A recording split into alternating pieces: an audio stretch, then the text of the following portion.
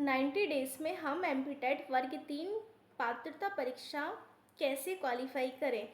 आज की video specially उन स्टूडेंट्स के लिए है जो एमपीटेट वर्ग 3 पात्रता परीक्षा देने वाले हैं। उनको पता होगा कि यदि आपने एमपीटेट वर्ग 3 का जो एग्ज़ाम है उसको आप देने वाले हो तो आपका एग्ज़ाम अगस्त में हो जाएगा और अगस्त आने के लिए सिर्फ और सिर्फ 90 डेज़ बाकी हैं। 90 डेज़ में हम कैसे तैयारी करें एमपीटेट वर्ग 3 की।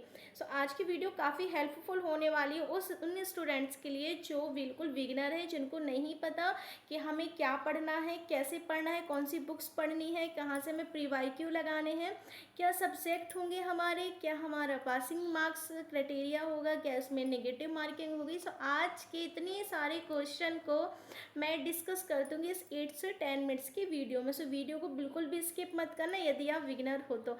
फर्स्ट ऑफ ऑल मैं अपना इंट्रोडक्शन दे देती हूँ। यदि आप मेरे चैनल पर न्यू हो तो पहले मैं आपको अपने बारे में बता देती हूँ कि मेरा नाम अपूर्वा मालवीय है एंड मैं भोपाल की रहने वाली हूँ।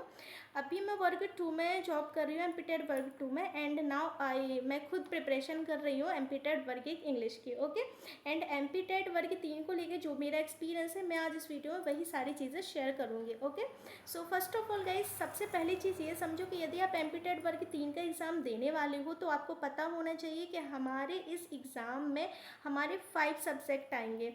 हिंदी आएगा, इंग्लिश आएगा, मैथ्स आएगा, ईवीएस आएगा एंड सीडीपी आएगा। ओके, 5 आपके सब्जेक्ट आएंगे, Hindi, English, math, CDP, EVS. Okay, 2 language होती हैं जो कि आपको चूज़ करनी होती है, इंग्लिश या संस्कृत में से जो आपका अच्छा हो आप उसको कर सकते हो। ओके, लाइक आपका इंग्लिश अच्छा है तो आप इंग्लिश ले लीजिए लैंग्वेज में, सेकंड लैंग्वेज, और यदि आपका संस्कृत अच्छा है तो फिर आप संस्कृत ले लीजिए, ये आपकी चॉइस है। ओके, तो जैसे कि ये तो आपको समझ में आ गया कि हमारे 5 सब्जेक्ट होंगे। अब सीडीपी को हमें पढ़ना कहाँ से है, क्योंकि सीडीपी का मतलब होता है चाइल्ड डेवलपमेंट पेडोलॉजी। सीडीपी को हमें कहाँ से पढ़ना है, कैसे पढ़ना है, तो चलो अब मैं आपको बता देती हूँ स्टेप बाय स्टेप अपने सब्जेक्ट के बारे में। ओके, सीडीपी में क्या टॉपिक्स हैं। देखो, सीडीपी पढ़ने से पहले आपको टॉपिक को समझना होगा, या तो फिर मैं कहूँ कि आपको तैयारी करने से पहले आपके पास आपका सिलेबस होना चाहिए। एमपीटेट वर्ग 3 का आपके पास सिलेबस होना चाहिए कि मुझे क्या पढ़ना है, किन टॉपिक्स को कवर करना है, जिससे आपको ईजिली समझ में आ जाए कि हाँ हम सही डायरेक्शन में तैयारी कर रहे हैं। तो यदि आप एमपीटेट वर्ग 3 की तैयारी कर रहे हो, पात्रता परीक्षा देनी है आपको, तो आपके पास आपका सिलेबस होना ही होना चाहिए आपके स्टडी टेबल पर। ओके, तो जिसमें हमारा, जैसे मैंने 5 सब्जेक्ट बताए, फर्स्ट बता रही हूँ सीडीपी। सीडीपी में हमें क्या पढ़ना है, सीडीपी में हमें पढ़ना है ग्रोथ एंड डेवलपमेंट पढ़ना है, सोशियोलॉजी पढ़ना है, सोशलाइजेशन हमें पढ़ना है, इंक्लूसिव एजुकेशन हमें पढ़ना है, कुछ हमें थ्योरीज पढ़नी है लाइक जीन पियाजे, वाइगोत्स्की, कोहल वर्ग, एंड इसके बाद हमें कुछ एनसीएफ पढ़ना है। एनसीएफ 2025 हो गया और अभी जो भी एनसीएफ आया वो सारी चीज़ें पढ़नी है। कुछ हमें आरटी एक्ट्स पढ़ने हैं। तो ये हमारा हो गया सीडीपी का सिलेबस। ओके, सीडीपी में हमें इतनी सारी चीज़ें पढ़नी है। मीन्स टू से आप एक चीज़ समझो, सीडीपी का मतलब होता है चाइल्ड डेवलपमेंट, बच्चों का विकास कैसे होता है, किस तरीके से बच्चे का विकास होता है, हमें वो सारी चीज़ें पढ़नी, क्योंकि हम टीचर बनने वाले और हमें बच्चों के अकॉर्डिंग चीज़ों को समझना है। हमें कुछ चीज़ें ऐसी हैं कि हमें अपने अकॉर्डिंग नहीं पढ़ाना है, हमें बच्चों की एबिलिटी के अकॉर्डिंग बच्चों को स्कूल में पढ़ाना है, लाइक राइट। तो हमें इसमें कुछ थ्योरी सीखनी पड़ेंगी। तो ये सारी चीज़ें तो सीडीपी में हो गई। इंग्लिश की बात करूँ, बेसिक से इंग्लिश आएगी आपकी, क्योंकि ये जो वर्ग 3 वाला एग्ज़ाम है वो प्राइमरी लेवल का एग्ज़ाम है। इंग्लिश की बात करो तो इंग्लिश में पार्ट ऑफ स्पीच पढ़ लीजिएगा, जैसे noun, pronoun, adjective, verb, adverb, preposition, conjunction, interjection, ये सारी चीज़ें।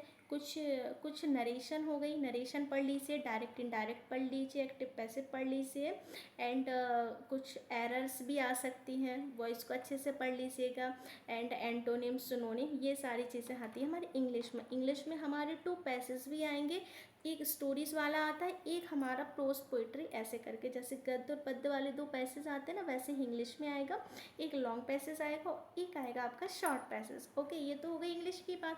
अब बात करो हिंदी की, तो देखो हिंदी में भी हमें क्या पढ़ना है, वही संज्ञा, सर्वनाम, क्रिया, विशेषण, एंड कुछ कथन कारक वगैरह, कुछ पर्यायवाची मुहावरे, यही सब चीज़ें हमें हिंदी में पढ़नी है। और हिंदी में भी हमारे दो क्या आएंगे, पैसेज आएंगे। हमें उसमें से ढूंढना पड़ता है, जो कि अनसीन पैसेज बहुत ईजी है, आप ईजिली कर लोगे। मैथ्स बेसिक लेवल की ही मैथ्स आती है, बट आप थोड़ा सा अपर लेवल का पढ़कर चलें, क्योंकि क्वेश्चन पेपर एग्जामिनर कुछ भी पूछ सकता है। तो 8th तक की भी जो बुक्स है आप उससे पढ़ लीजिए। बुक्स पर भी मैं आऊँगी, बस थोड़ा सा वेट करो, बुक्स पर भी मैं आऊँगी, PYQ पर भी मैं आऊँगी। EVS की बात करूँ तो EVS में आपको पढ़ना है, EVS का मतलब है पर्यावरण, ओके, इन्वायरमेंटल स्टडीज़। सो EVS में आपको पढ़ना है वाटर्स के बारे में पढ़ना है, कुछ नेचर के बारे में पढ़ना है, कुछ माउंटेन्स, रिवर एंड कौन सी लेक कहाँ है, ये सारी चीज़ें हमारी EVS में आएंगी। ओके, EVS के लिए हम कहाँ से स्टडी करें वो भी मैं आपको बताऊंगी। अब आ गए हम, अब मैंने हिंदी बता दिया, इंग्लिश बता दिया, मैथ्स बता दिया, CDP बता दिया, EVS बता दिया।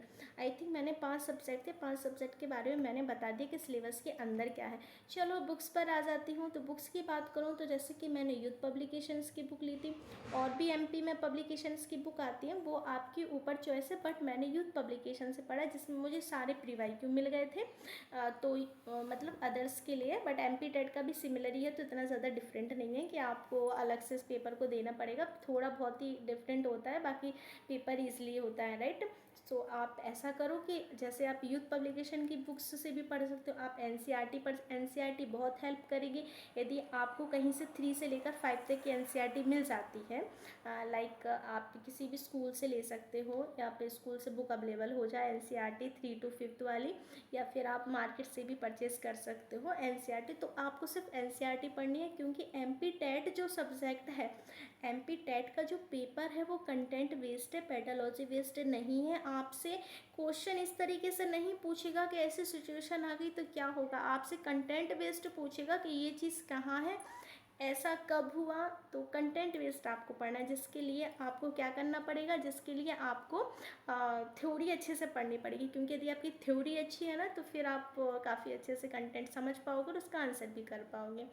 PYQ की बात करूँ तो वेबसाइट पर भी PYQ हैं। PEB की वेबसाइट पर जाओगे ना, तो MP टेट वर्ग 3 के बहुत से क्वेश्चन पेपर आपको मिल जाएंगे प्री वाले, तो आप वहाँ से भी देख सकते हो, टेक्स्ट बुक से भी आप लगा सकते हो, राइट। अब कोर्सेज की बात करूँ तो कोर्स की बात करूँ मैं तो देखो, फ्री ऑफ कॉस्ट बहुत सारी क्लासेस हैं, आप विनर्स का भी ले सकते हो। मैं किसी का प्रमोशन नहीं कर रही हूँ, बट ये थोड़ा सा आप चॉइस कर लेना कि आपको किसकी लैंग्वेज समझ में आ रही है। आपको सत्यार्थी की समझ में आती है तो आप वहाँ से पढ़ लीजिए, क्योंकि वो टीचर्स भी बहुत अच्छा पढ़ाते हैं, विनर्स भी अच्छा पढ़ाते हैं। तो जो भी आपको हेल्पफुल हो, फ्री ऑफ कॉस्ट की बता रही हूँ, तो आप वहाँ से पढ़ सकते हैं, क्योंकि वहाँ पे सारे टीचर्स भी अच्छा पढ़ाते हैं। तो ये तो फ्री भी कर सकते हो, ज़रूरी नहीं है कि आप किसी का पेड कोर्स ही लो तभी आप कर पाओगे। आप सेल्फ स्टडी भी करोगे ना, तब भी कर लोगे। अब टाइम को कैसे मैनेज करके पढ़ना है, चलो ये भी समझा देती हूँ। 5 सब्जेक्ट हैं आपके, ओके।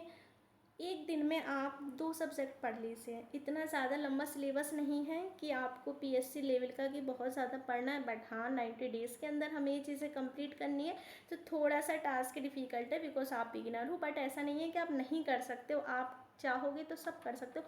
एक टॉपिक को एक दिन में कंप्लीट करने की कोशिश करो, चाहे उसके लिए आपको 2 घंटे लग जाएँ, 3 घंटे लग जाएँ, इस तरीके से आप अपने टॉपिक्स को कंप्लीट करो।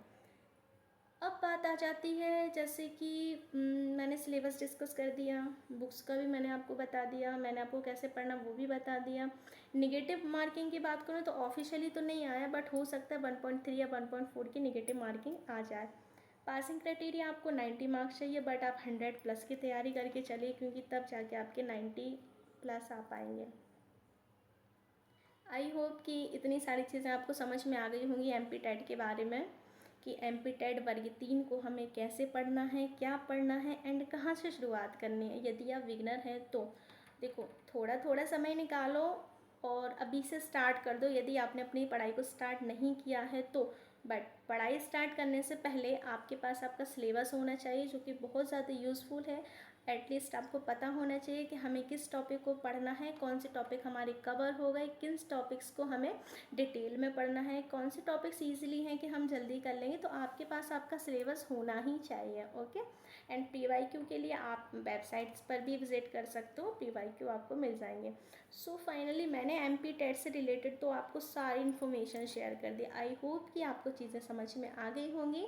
कोई और डाउट हो तो आप मुझे कमेंट सेशन में लिख सकते हो, बट बहुत से पेरेंट्स स्टूडेंट्स की डिमांड होती है कि इंग्लिश को थोड़ा सा डिटेल में समझाओ।